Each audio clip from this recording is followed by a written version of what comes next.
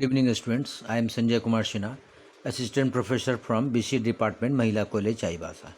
Today we will read paper Programming in C of BCA first semester, and today we will discuss topic functions second part.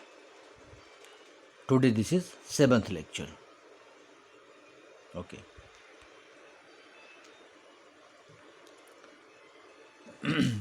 देखिए ये second जो ये जो lecture है function का दो पार्ट में हमने बनाया। फर्स्ट पार्ट जो लास्ट मैंने वीडियो में मैं सारा कंप्लीट किया, और जो उसका रेस्ट जो उसके टॉपिक्स बच गए थे वो सेकंड ये जो वीडियो है इसमें हमने पढ़ाया आपको। तो आप इसमें देखिए सबसे पहले स्टार्ट करेंगे हम लोग नेस्टिंग ऑफ फंक्शंस। नेस्टिंग हम लोग पढ़े थे, आपको जो याद होगा आपको नेस्टेड इफ़ वगैरह, जैसे एक इफ़ के अंदर एक इफ़। यहाँ भी हम लोग अब नेस्टिंग ऑफ फंक्शन के बारे में थोड़ा पढ़ेंगे। कहता है कि देखिए nested function is not supported by C because we cannot define a function within another function in C. मतलब कहता है कि जनरली सी में नेस्टेड फंक्शन को सपोर्ट नहीं करता। मतलब एक फंक्शन के अंदर मतलब वी कैनॉट डिफाइन, मतलब एक फंक्शन के अंदर दूसरा फंक्शन में डिफाइन नहीं कर सकते। तो फिर क्या कर सकते हैं? We can declare a function inside a function. हम लोग एक फंक्शन के भीतर एक फंक्शन डिक्लेयर कर सकते हैं, ठीक है, डिफाइन नहीं करते। क्लियर है? ध्यान रखना, डिक्लेयर डिफिनीशन में डिफरेंस है। तो डिक्लेयर कर सकते हैं but it is not a nested function, इसलिए इसको हम लोग नेस्टेड फंक्शन नहीं बोलेंगे। Because nested functions definitions cannot access local variables of the surrounding blocks. They can access only global variables of the containing module. क्योंकि nested function में अगर define करेंगे तो वो लोकल वेरिएबल जो हम लोग यूज करेंगे तो सारे ब्लॉक्स में वो एक्सेस नहीं कर पाएंगे। They can access only global variable. तो फिर ग्लोबल वेरिएबल जो हम लोग जनरली मेन फंक्शंस ऊपर जो यूज करते हैं, जो कहीं से भी एक्सेस किया जा सकता है, वो हम लोग सिर्फ एक्सेस कर सकते हैं। बट डेफिनेशन में क्या होगा कि हम लोग लोकल वेरिएबल एक्सेस नहीं कर सकते। Therefore nested function have only A limited use.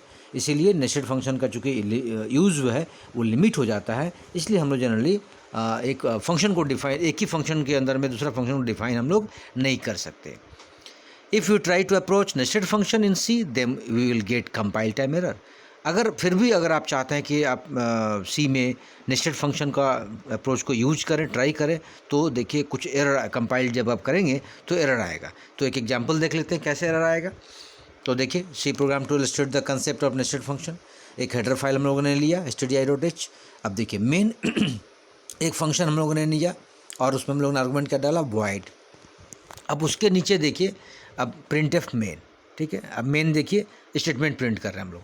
फिर वहाँ पर एक हम लोग लिए फंक्शन फन, उसके अंदर देखिए एक प्रिंट एफ कर दिए फन, ठीक है। अब यहाँ पर डिफाइनिंग व्यू फंक्शन। अब देखिए उसके नीचे एक अंदर में एक व्यू फंक्शन हम लोग ले रहे हैं फन फंक्शन के अंदर में, ठीक है। फन फंक्शन हम लोग लिया, उसके अंदर में एक व्यू ले रहे हैं। एक तो नेस्टेड हो गया ये। फिर वहाँ हम लोग क्या शो कर रहे हैं, डिस्प्ले कर रहे हैं व्यू, प्रिंट एफ में व्यू रिटर्न 1, मतलब एक आउटपुट दिखाएगा। अब नीचे देखिए व्यू को हम लोग कॉल कर रहे हैं। जब कॉल करेंगे तो देखिए आउटपुट में क्या शो कर रहा है, कंपाइल टाइम एरर, मतलब अनडिफाइंड रेफरेंस टू व्यू। जो नीचे हम लोग कॉल कर रहे हैं व्यू को, वो हम लोगों ने वहाँ रेफरेंस नहीं सही दिया था। मतलब एक जो फन हम लोगों ने डिफाइन किया उसके भीतर एक और डिफाइन कर दिए, तो वो डेफिनेशन पॉसिबल नहीं है। तो ये नेस्टिंग ऑफ फंक्शंस था, ठीक है। नेक्स्ट जो टॉपिक इसमें पढ़ना है आपको रिकर्शन, जो बहुत इंपॉर्टेंट है फंक्शन के में रिकर्शन पार्ट, और अक्सर आपको एग्जाम वगैरह में पूछे जाते हैं। रिकर्शन देखिए है क्या। Recursion is the process of repeating items in A self similar way. देखिए इसके पहले हम लोगों ने पढ़ा था फंक्शन को डिक्लेयर करना, डिफाइन करना और कॉल करना। तो कॉल जो करना जो हम लोग पढ़े थे, कॉल में क्या होता था कि हम लोग जब तक इसको कॉल मतलब इसको यूज नहीं करते तब तक वो जो भी हम लोग डिफाइन करते हैं फंक्शन में, वो हम लोग उसका या जो डिक्लेरेशन जो किया हम लोग उसको यूज नहीं कर पाते हैं, ठीक है। अब रिकर्शन में क्या होगा कि अगर मान लें कि कई सारे प्रोसेस आपको एक ही तरीके से बार बार आइटम रिपीट करना है, वो आइटम जो बार बार रिपीट प्रोसेस को करना है, ठीक है। तो उस कंडीशन में हम लोग देखिए in programming language if a program allows we to call a function inside the same function then it is called a recursive call of the function. मतलब जब प्रोग्रामिंग लैंग्वेज हम लोग यूज करेंगे खास करके सी, जब हम लोग फंक्शन को कॉल करते हैं, मतलब एक ही फंक्शन के अंदर उसको फंक्शन को कॉल करते हैं और बार बार उसको अगर हम लोग कॉल कर रहे हैं तो उसको हम लोग बोलेंगे कि फंक्शन का रिकर्सिव कॉल कर रहे हैं, then it is called recursive call. The C programming language support recursion, और सी में रिकर्शन पॉसिबल है, ठीक है। A function to call itself, मतलब फंक्शन खुद से अपने आप को कॉल कर सकता है, ये इसको बोलते हैं recursion. But while use recursion, programmers need to be careful to define an exit condition from the function, otherwise it will go to an infinite loop. मतलब कहता है कि जब अगर आप रिकर्शन यूज कर रहे हो तो उस वक्त प्रोग्रामर को ये बहुत ध्यान रखना पड़ेगा कि जो भी हम लोग फंक्शन यूज कर रहे हैं, ऐसा नहीं कि वो जो भी डिफाइन करे, ऐसा नहीं कि वो कंडीशन मतलब इनफाइनाइट लूप, मतलब उसमें एक एग्जिट कंडीशन जरूर हो, ताकि कंडीशन से बाहर हम लोग निकल पाए, नहीं तो वो फिर क्या होगा, इनफाइनाइट लूप चलते रहेगा। एक लिमिटेशन जरूर हो, उसको ये ध्यान रखना है। Recursive functions are very useful to solve many mathematical problems such as calculating the factorial of a number, generating Fibonacci series etc. Recursive function generally आप जब भी बहुत सारे मैथमेटिकल प्रॉब्लम सॉल्व करते हैं उस वक्त इसका यूज होता है।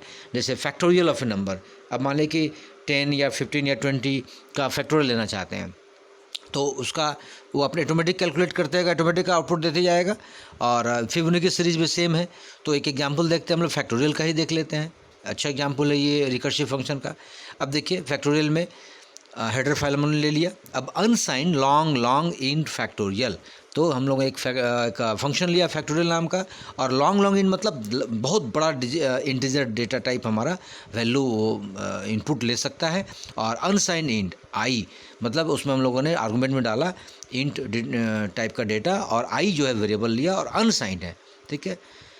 अब देखिए इसमें कंडीशन है if I less than equal to 1, मतलब पहले हम लोगों ने कंडीशन डाला कि अगर आई का वैल्यू 1 से कम हो जाता है तो रिटर्न 1, मतलब एग्जिट कर जाएगा, ठीक है। और अगर नहीं तो देखिए इस कंडीशन में देखिए अगर इस तरह से नहीं होता, मतलब 1 से ऊपर 1 से ऊपर अगर जो भी वैल्यू लेते हैं हम लोग, तो वो फैक्टोरियल में अब आएगा, मतलब रिटर्न आई मल्टीप्लाई फैक्टोरियल और ब्रैकेट में आई माइनस 1। तो आई सपोज इससे नीचे देखिए हम लोग आई का वैल्यू लेते हैं 12, तो वो क्या करेगा कि आई इंटू आई का वैल्यू हम लोगों ने यहाँ पर 1 से स्टार्ट किया और फैक्टोरियल आई माइनस 1, तो जो भी वहाँ पर हम लोग आई का वैल्यू लिया 12, तो 12 माइनस 1 11, फिर 11 माइनस 1 10, इस तरह चलता रहेगा। कब तक? जब तक कि 1 ना आ जाए। और चूँकि 1 हम लोग क्यों दिए? चूँकि इनफाइनाइट लूप ना हो जाए, ये एग्जिट वहाँ से करेगा। और क्या करेगा कि फैक्टोरियल मतलब जो भी वैल्यू होगा उसको एक दूसरे से मल्टीप्लाई करते चले जाएगा। और फाइनली देखिए फैक्टोरियल ऑफ ए जो भी डिजिट होगा उसको डिस्प्ले कर देगा फैक्टोरियल आई में और रिटर्न 0। अब देखिए जब आप एग्जीक्यूट करेंगे, जब कंपाइल करेंगे एग्जीक्यूट करेंगे, तो 12 जो हम लोगों ने आई में वैल्यू लिया था मेन फंक्शन में, अब देखिए वो कैलकुलेट मतलब वो जो फार्मूला था जो हमने डिफाइन किया था ऊपर में, तो फैक्टोरियल जो फंक्शन में, तो वो ऑटोमेटिक फैक्टोरियल में आई का वैल्यू पुट करेगा और वो कैलकुलेट करते चल जाएगा, और जो भी वैल्यू होगा वो जाके आपको आई में स्टोर करते जाएगा। और देखिए फाइनली 12 का फैक्टोरियल कितना, देखिए बहुत सारा डिजिट है आपका 3 3 6 9 डिजिट में आपका आएगा, देखिए ठीक है। तो इस तरह से आप पहले छोटा नंबर को आप चेक कर लें, क्लियर। जैसे 5 है तो 5 का देखिएगा 120 आएगा, ठीक है। तो छोटा वैल्यू को आसानी से हम लोग कैलकुलेट कर सकते हैं। बड़ा होगा तो वो क्या होगा, उतना टाइम मल्टीप्लाई होगा, 12 इंटू 11 11 10 10 इंटू 8, जो भी उसका मल्टीप्लिकेशन का जो वैल्यू होगा वो उसको मल्टीप्लाई करते चल जाएगा। तो इसीलिए बड़ा डिजिट आता है। और इसीलिए देखिए ऊपर में हमने फैक्टोरियल में लॉन्ग इंट, ताकि फैक्टोरियल का जो भी वैल्यू आउटपुट निकले वो ज़्यादा से ज़्यादा मेमोरी में एड्रेस में स्टोर कर पाए। तो ये रिकर्शन हम लोगों ने देखा।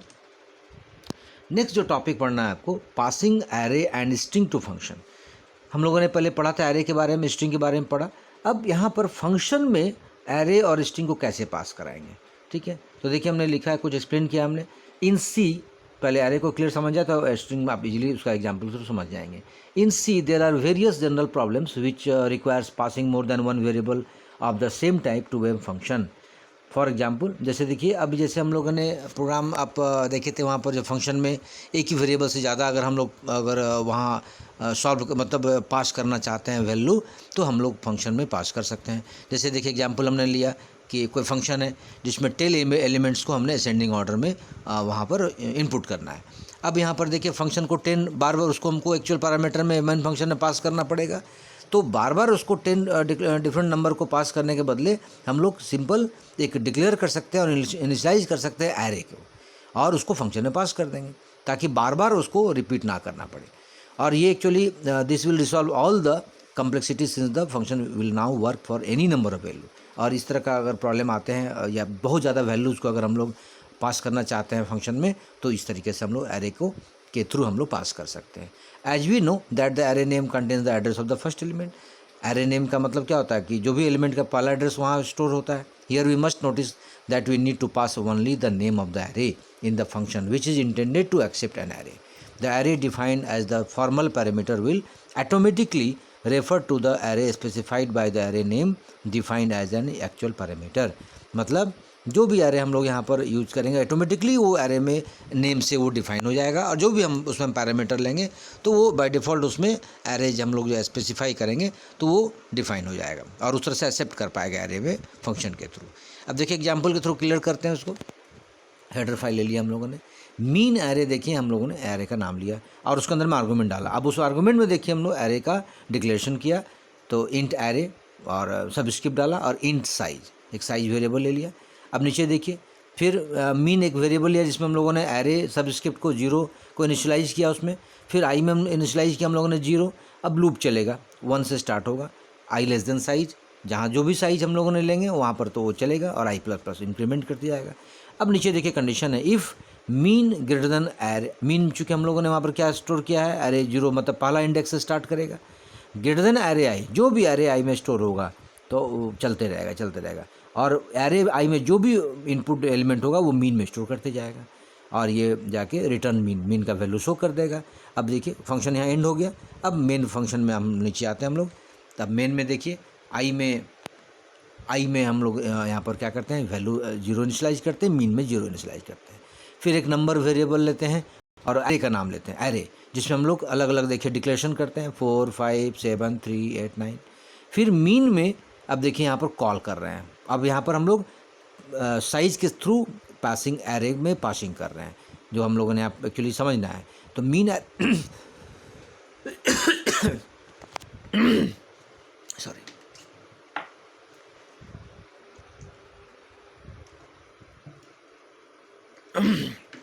तो मीन एरे नंबर 6। अब देखिए यहाँ पर हम लोग साइज के थ्रू एरे को पास कर रहे हैं और प्रिंट है, अब मिनिमम नंबर शो करेगा और जो भी यहाँ पर हम लोगों ने पास किया वो कहाँ स्टोर कर गया, मीन में, तो मीन को डिस्प्ले करेगा।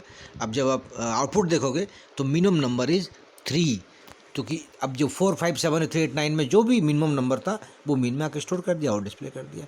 तो यहाँ हम लोगों ने देखा कि एरे में फंक्शन के थ्रू एरे कैसे हम लोग पास कर रहे हैं। ठीक है, अब चूँकि स्ट्रिंग इसी से रिलेटेड स्ट्रिंग भी है तो नीचे के एग्जांपल के थ्रू हम लोग देख लेते हैं कि we are going to learn how to pass a string.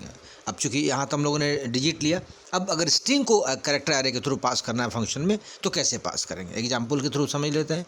तो देखिए हेडर फाइल यहाँ लेते हैं हम लोग, वॉइड str_fun, ये एक फिर आपका स्ट्रिंग फंक्शन लिया हम लोगों ने और उसमें आर्गूमेंट डाला कैरेक्टर पॉइंटर मैंने PTR। ठीक है, नीचे एक डिस्प्ले करेंगे प्रिंटफ में द स्ट्रिंग इज PTR का जो वैल्यू को डिस्प्ले करेंगे। मेन फंक्शन में आ जाते हैं। अब नीचे देखिए कैर डाटा ले लिए बफ, ये जो बफ है एरे का नेम हो गया, उसमें हम लोगों ने एरे का डिक्लेरेशन साइज कितना किया 20 और उसमें हम लोगों ने क्या स्टोर किया हेलो फंक्शन। अब नीचे देखिए पासिंग स्ट्रिंग टू फंक्शन, तो str_fun हम लोगों ने लिया था फंक्शन नेम और बफ जो है वो हम लोगों ने लिया जो वहाँ पर कैर में जो हम लोगों ने डिक्लेयर किया था। ठीक है, अब देखिए वो कैसे उसको पास करेगा। तो नीचे देख जब डिस्प्ले करेंगे, जब राइट साइड में देखिए तो आउटपुट में देखिए द स्ट्रिंग इज ऊपर वाला जो डिस्प्ले करेगा जो str_fun वाला जो फंक्शन हम लोगों ने लिया था, और हेलो फंक्शन जो हम लोगों ने कैरेक्टर में हम लोगों ने स्ट्रिंग में जो लिया था उसको देखिए दोनों को एक साथ यहाँ पर एग्जीक्यूट करके दिखाएगा। तो इस तरीके से हम लोगों को स्ट्रिंग को फंक्शन में पास कराया और उसको प्रिंट करके हम लोगों ने देखा। तो ये जो अभी हम लोगों ने देखा passing array and string to a function. ठीक है, नेक्स्ट जो टॉपिक है आपका फंक्शन में the scope, visibility and life time of a variables. देखिए ये थोड़ा अलग टाइप का और फंक्शन में ये बहुत इंपॉर्टेंट पार्ट है कि स्कोप कहाँ से कहाँ तक वो एक्चुअली कैसे इसको स्टोर करेगा, कैसे कहाँ से कहाँ एग्जीक्यूट करेगा, विजिबिलिटी, तीनों का मीनिंग हम लोग यहाँ जानेंगे कि इसको विजिबिलिटी और लाइफ टाइम और वेरिएबल क्या होता है। देखिए हमने लिखा variable in C differ in behaviour from those in most other languages. Generally जो भी हम लोग वेरिएबल लेते हैं सी में कोई अलग अलग लैंग्वेज में अलग अलग तरीके से बिहेवियर उसमें करता है। जैसे बेसिक प्रोग्राम मतलब बेसिक लैंग्वेज एक होता है जिसमें कहता है कि जो वेरिएबल हम लोग लेंगे तो वो उसमें वैल्यू जो हम लोग लेते हैं वो पूरे प्रोग्राम में स्टोर रहता है, मतलब रिटर्न रहता है, मतलब उसमें ऑलरेडी हम स्टोर हो जाता है। It is not always the case in C, ये चीज़ सी में नहीं होता। It all depend on the storage class है वेरिएबल में एज्यूम, और एक्चुअली डिपेंड करता है कि स्टोरेज जो क्लास है अलग अलग वेरिएबल के थ्रू किस तरह से स्टोरेज क्लास हम लोग यूज कर रहे हैं, ये सी में इस तरह से डिपेंड करता है। In C not only do all variables have a data type, they also have a storage class. C में सिर्फ हम लोग डेटा टाइप नहीं लेते वेरिएबल, क्योंकि जनरली आप देखते हो ना कि वेरिएबल जब लेते हैं तो उसके पहले डेटा टाइप डिक्लेयर करते हैं, तो सिर्फ डेटा टाइप ही नहीं लेते हैं, उसमें वो स्टोरेज क्लास भी हम लोग उसमें होता है। और स्टोरेज जो क्लास होता है उससे रिलेटेड हम लोग जानेंगे कि 4 तरह का फंक्शन स्टोरेज क्लास से होता है। पहला ऑटोमेटिक वेरिएबल्स, सेकंड है एक्सटर्नल वेरिएबल्स, थर्ड है स्टैटिक वेरिएबल्स, और फोर्थ वन रजिस्टर वेरिएबल। चारों को हम लोग यहाँ थोड़ा एक्सप्लेन करेंगे, पढ़ेंगे।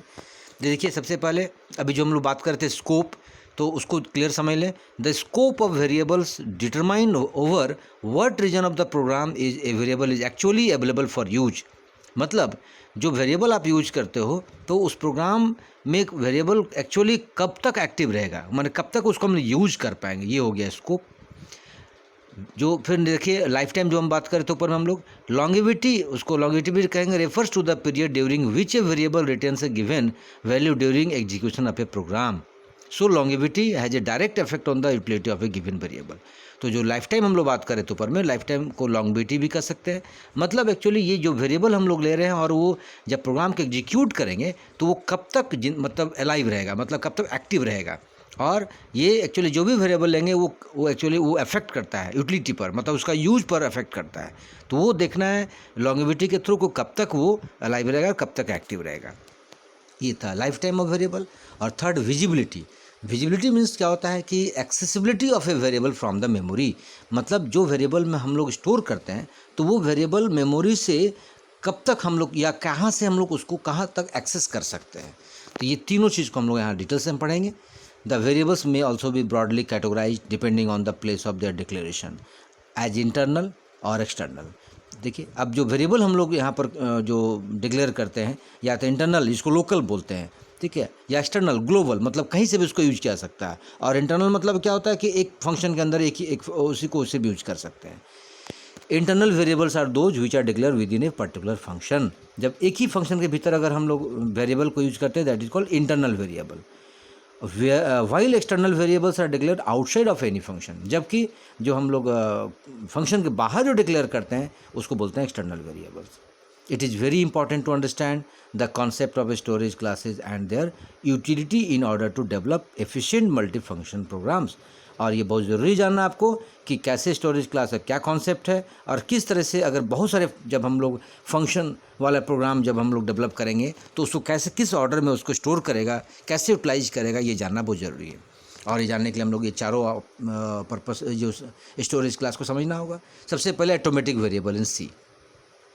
Atomic variables are declared inside a function in which they are to be utilized. They are created when the function is called and destroyed। देखिए एटोमेटिक वेरिएबल जो है ये जब हम लोग फंक्शन में ये डिक्लेयर ये करते हैं जब हम लोग उसको यूटिलाइज करना चाहते हैं, और जब हम लोग फंक्शन को कॉल करते हैं या डिस्ट्रॉय करते हैं ऑटोमेटिकली ये क्रिएट हो जाता है ऑटोमेटिकली, ठीक है।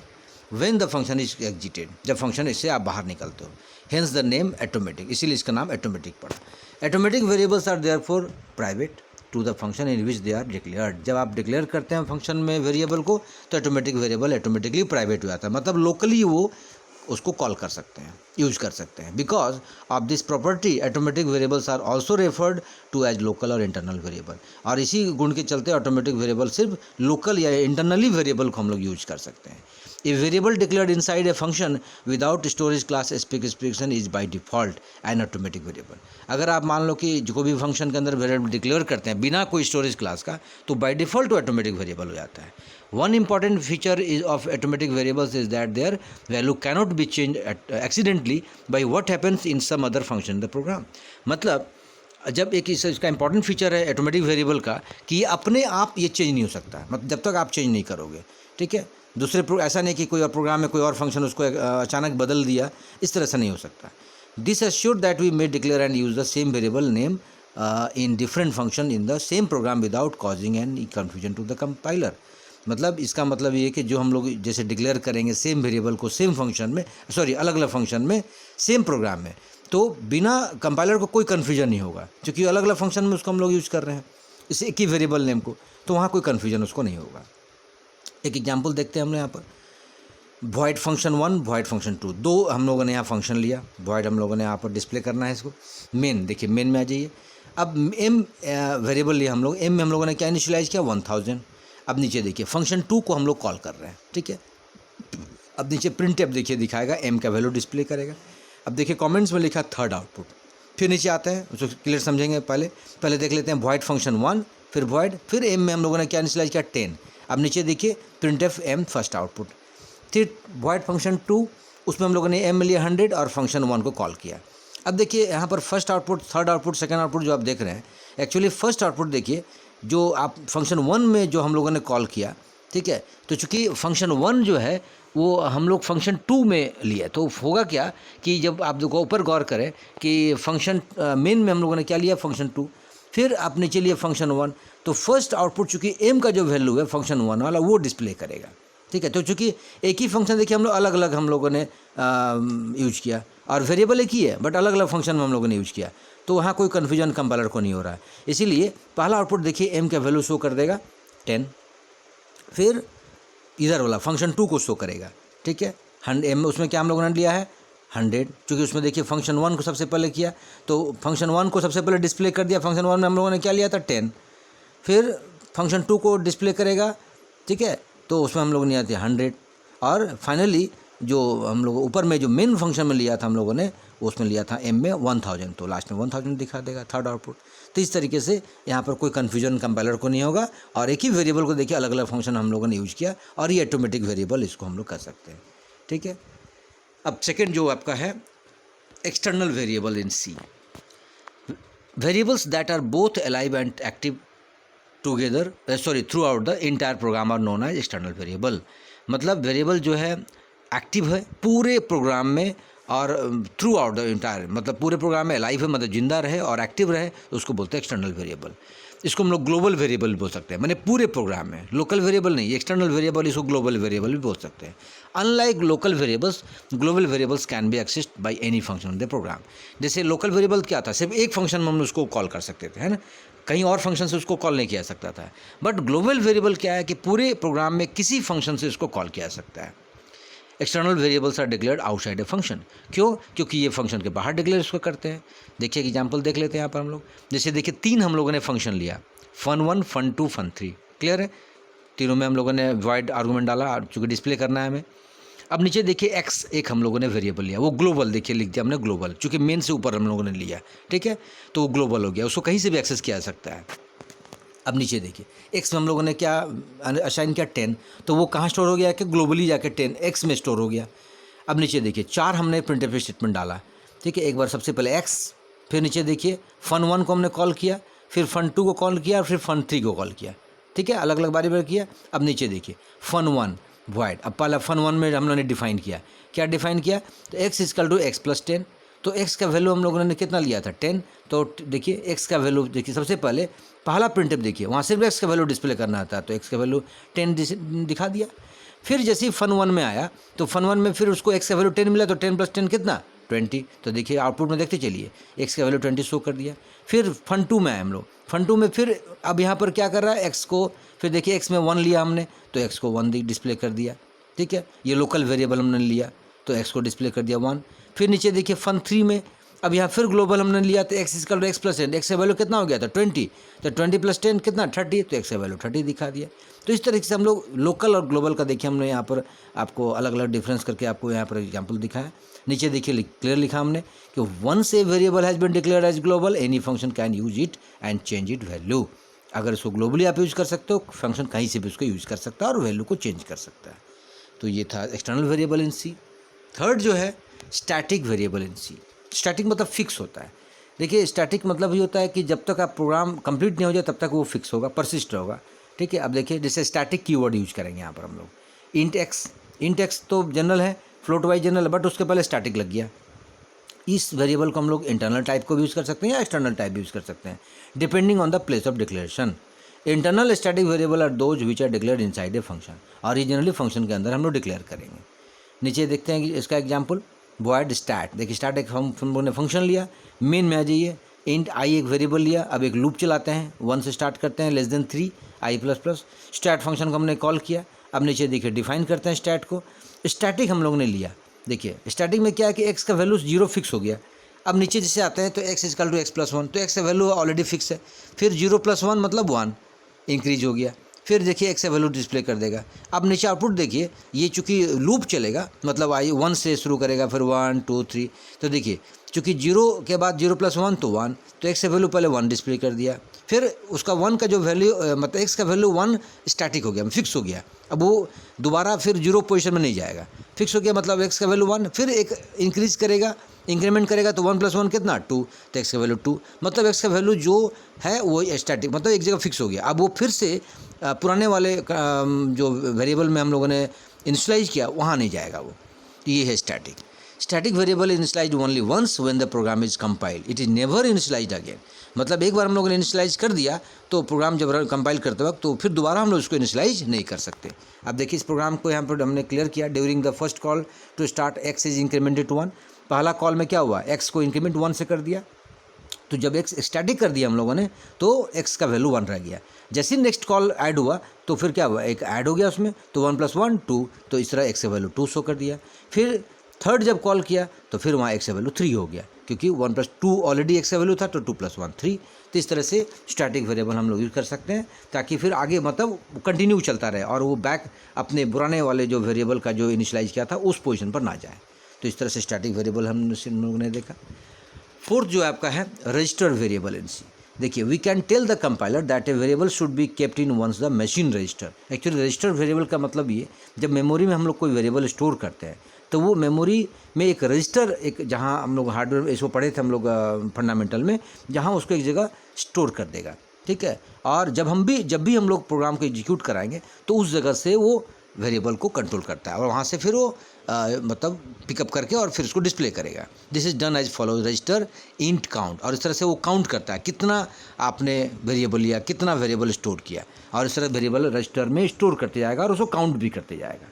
Since only a few variables can be placed in the register, it is important to carefully select the variables for this purpose.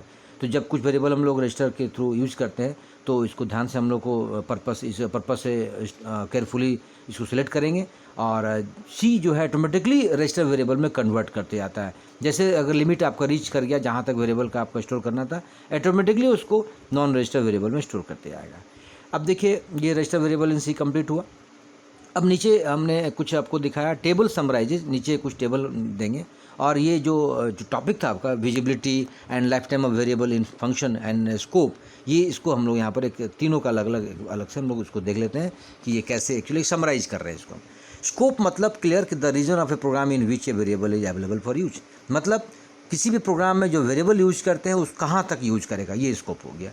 Visibility means जो प्रोग्राम का जो वेरिएबल जो हम लोग यूज़ कर रहे हैं मेमोरी में, हम लोग उसको कहाँ तक एक्सेस कर सकते हैं और कैसे एक्सेस करते हैं, ये एबिलिटी को विजिबिलिटी बोलते हैं।